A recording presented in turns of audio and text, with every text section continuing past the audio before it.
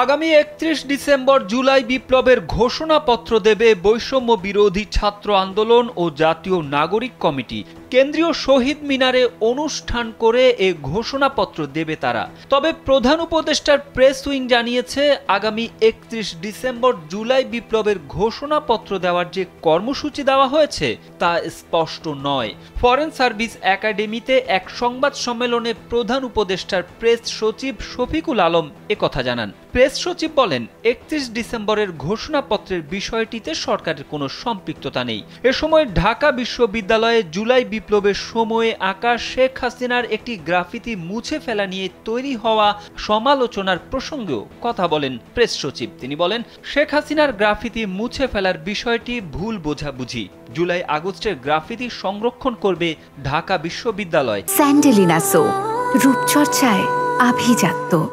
অন্যদিকে বৈষম্য বিরোধী ছাত্র আন্দোলনের আহ্বায়ক হাসনাত আব্দুল্লাহ বলেন, আগামী ৩১ ডিসেম্বর নাৎসি বাহিনীর সংগঠন হিসেবে আওয়ামী লীগকে অপ্রাসঙ্গিক ঘোষণা ও মুজিববাদী ৭২-এর সংবিধানকে কবর দেওয়া হবে।